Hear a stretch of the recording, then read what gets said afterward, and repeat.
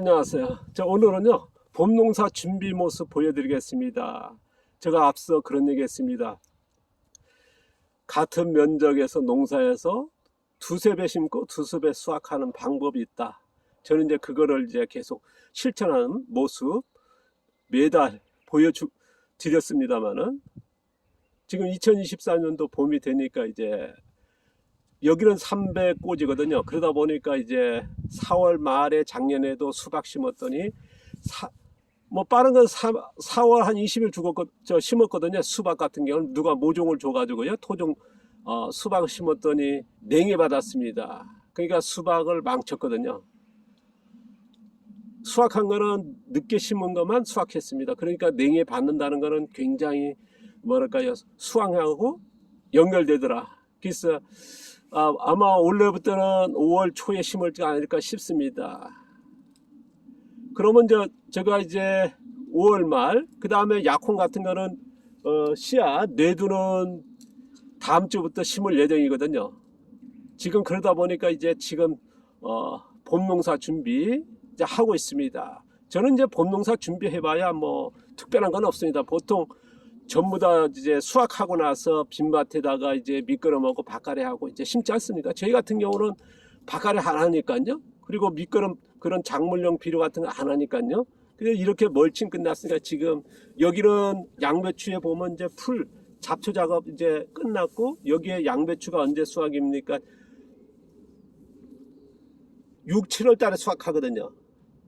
그럼 여기 가운데는 또 약혼이 자라고 있습니다. 이건 내년 봄에 때 올 봄이죠. 이제 한 4월 한 10일 더 가면 이제 싹이 올라올 겁니다. 그런 양배추는 6, 7월 달에 할 거고요. 그 다음에 양배추 사이에는 아마 옥수수랑 수수 같은 것도 심을 거고요.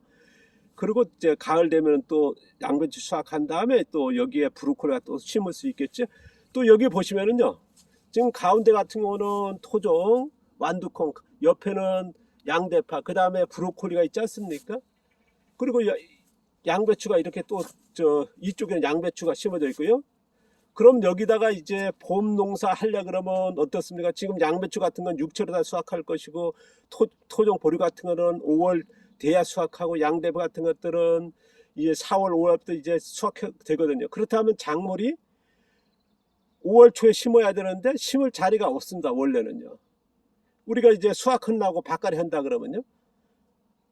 근데 저희 같은 무기온 상태니까 여기다가 뭡니까, 이제 여기 토종 보리콩 사이에 뭘 심을 거냐면, 여기는 작년도 약혼 심었으니까 여기에 참외 아니면 수박을 심을 겁니다. 그러면 심어도 되거든요. 가운데 틈이 있는데 심어도 되니까요. 그 다음에 여기 양배추 사이에 또 토종 옥수수 같은 거, 수수 같은 거 또 심을 거고요. 그러니까 양배추가 6, 7월 수확하기 전에 5월 초에 또 작물을 심을 수 있는 거. 그렇다면 이렇게 한다는 건 뭐겠습니까? 농지 전체적으로 1년 활용 같은 경우는요. 그러니까 3배 심고 3배 수확할 수 있고 3배를 농지 활용할 수 있는 방법이 되거든요. 그러니까 밭갈이하는 농사에서는 이렇게 도저히 못하는 거거든요. 여기도 마찬가지입니다. 지금 여기 보시면은 지금 여기는 수확이 덜 끝났습니다. 이쪽에는 이제 수확이 끝났고요. 여기는 수확이 오늘 내일 이제 수확할 예정인데요. 지금 보면 지금 꽃대가 올라오고 있지 않습니까? 양배추는 6, 7월 달이고, 이거는 이제부터 꽃대 올라오고 이제 수확 안 하면 먹을 수 없거든요.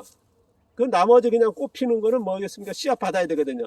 그래서 지금 여기 이렇게 수확을 하고 있습니다. 수확 끝난 데는 어떻겠습니까? 여기에 풀도 매면서 이렇게 공간 확보했습니다. 여기가 작년에 이제 참외를 심었지 않습니까? 참외 수확 동시에 이제 겨울초 같은 게 이렇게 뿌렸으니까요. 여기는 이제 씨앗 같은 거는 여기 남아있는 이것들은 언제냐면 5월달 돼가 이제 씨앗 받을 거 아닙니까? 5월 말 돼가면. 그럼 여기다가 이제 요 공간에 원래는 뭘 심을 거냐 그러면 약혼을 심을 겁니다. 여기 보시면 가운데 심어도 되거든요. 그 다음에 요 사이에 또 옥수수 같은 또 심어도 되고요.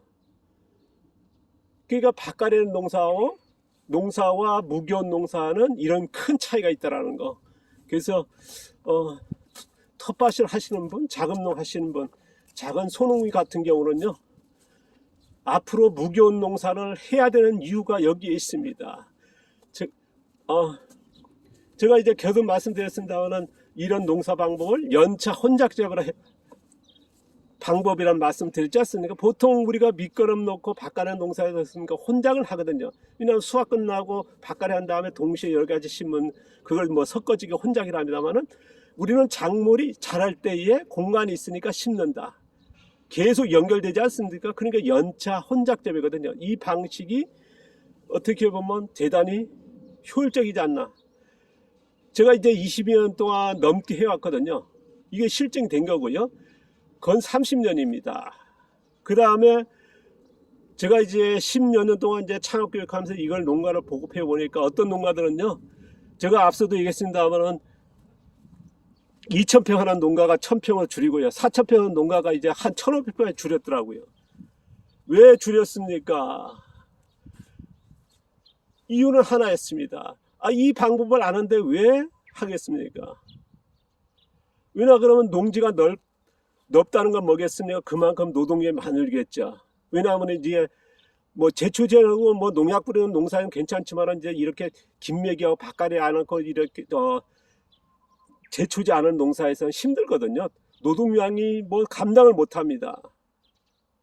지금 자연농 하시는 분들 가서 보면 허리 다치고 무릎 다친 게 뭐냐면 여름 내내 김매기라든가 이런 작업이 쉽지 않거든요. 그러니까 1,000평을 가지고 농사 짓는 방법도 있습니다. 그거를 뭐 700평, 500평으로 농지 활용, 3배 활용하는 방법 활용한다 그러면 그만큼 되거든요. 그래서 농지를 넓혀가지고 무조건 하는 것보다는요. 그리고 농지 가격도 비싸고 농지 임대료도 비싸지 않습니까? 그래서 이런 방법이 있다는 걸 참고하셔가지고요. 올 봄에도 작물 심을 때요. 가을에 대비해서 심으십시오. 그러면 미리 조금 간격을 넓혀가지고 가을에 뭘 심을까? 아마 8월, 9월 달 또 작물 심지 않습니까?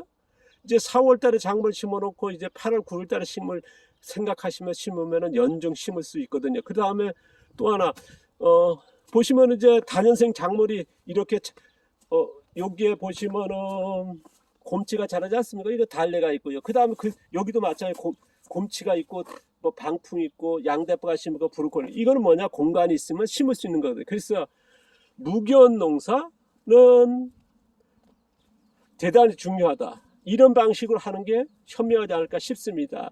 대개 보면 이제 비닐 피복하시고 잡초 매트 하면은 일반 바깥의 농사 똑같아 버리거든요. 그러지 마시고요. 이렇게 멀칭했을 때는 계속 공간을 확보하면서 심을 수 있거든요. 그래서 이런 방법을 이제 조금 도입해 보십사 하는 말씀을 드립니다. 감사합니다. 고맙습니다.